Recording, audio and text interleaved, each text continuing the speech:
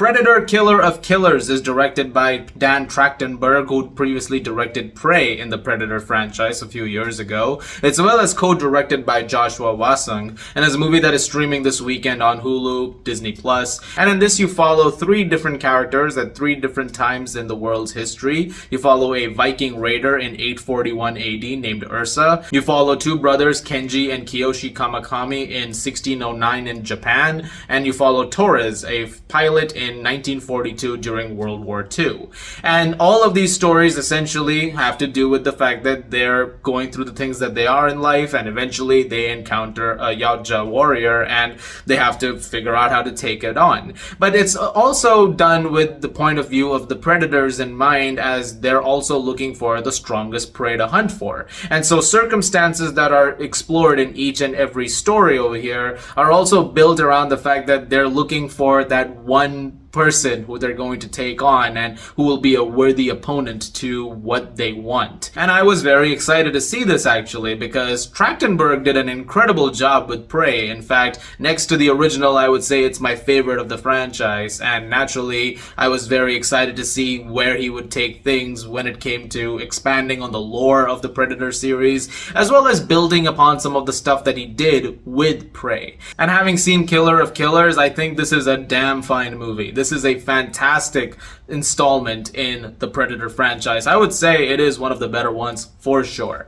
I think the three stories that you get over here are very, very effective, and I think Trachtenberg does a really great job of bringing all of them to life in very interesting ways, with some really good characters, but also some incredible action sequences. Let me start with that animation for a second though. It is stunning. It took me a second to kind of get used to, because it's moving on a slightly, different frame rate, and the movements of characters are a little different than what I was expecting for a second. But once it sort of, a couple of minutes in, and once, things started to happen a little bit more, I was very much into how this movie was visually being showcased. And every single thing that you see after a while is just incredible. There's some incredibly vivid moments over here, and some extremely hyper-violent moments, as you'd expect from a Predator installment. And there are some really gnarly kills that you see over here, and some really unique ones too, which is something that is built upon from what Trachtenberg did with Prey as well, because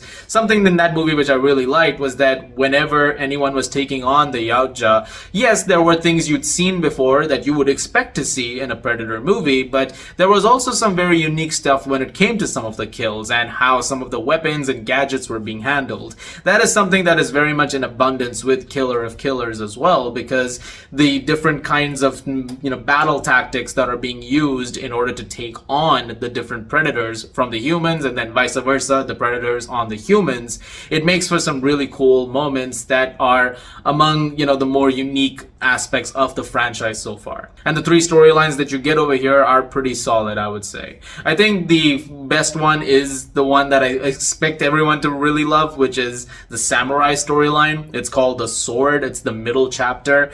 It's something that people have asked for so long when it comes to the Predator movies, like this aspect of what if there was a samurai storyline? How would that play out?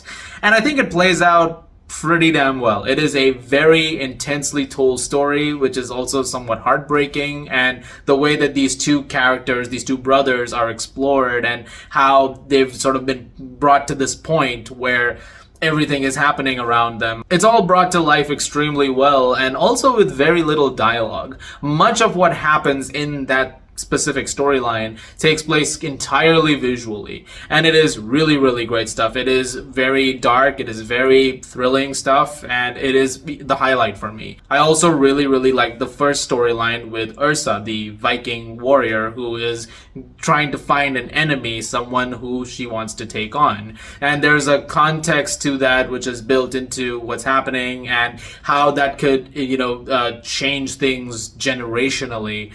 And the way that that story is also handled, and then eventually when the Yautja shows up, the fighting that ensues, also really, really well done. Again, a very unique way of making those sequences play out over here. And when it came to the storyline with Torres, the pilot, in the section called The Bullet, which is essentially an extended aerial sequence, which feels like you're just watching a Predator dogfight take place.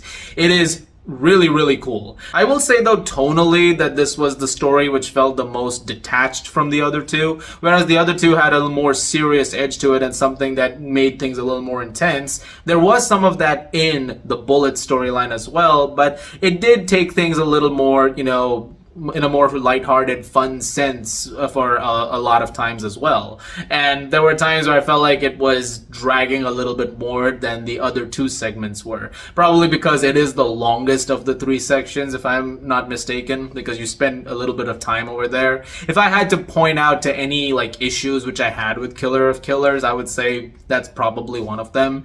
And because it's an anthology story and you're looking at different aspects of the Predator, universe in the process, there are things I would have liked expanded upon a little bit more, though I feel like that's not really going to be a major flaw because this movie clearly is also giving you building blocks for a lot more that they want to explore. I think Trachtenberg and co., what they've been doing with Prey and now this, there's clearly a lot of ideas on the table and there's a lot of things that they're juggling around with right now. And so I'm very curious to see what those are going to be like. Would I have liked a little bit more with the storylines with some of the characters? Absolutely. But overall, I was very satisfied with Killer of Killers, and I think it's a really solid addition to the franchise. I would say next to the first movie and Prey, this is my next favorite one. I don't think I like it as much as Predator or Prey, but it is very, very good still, and it gives me some great hope for what's next in the franchise from this entire team. I believe Badlands is also Trachtenberg's movie, so I'm so excited to see what that's going to be like. But for now, I like Predator Killer of Killers, and I'm gonna give it an 8.5 out of 10. So as you can probably tell, I've been off for about a week and a half. I was on vacation for my parents' 30th anniversary. I just got back. I just watched this movie.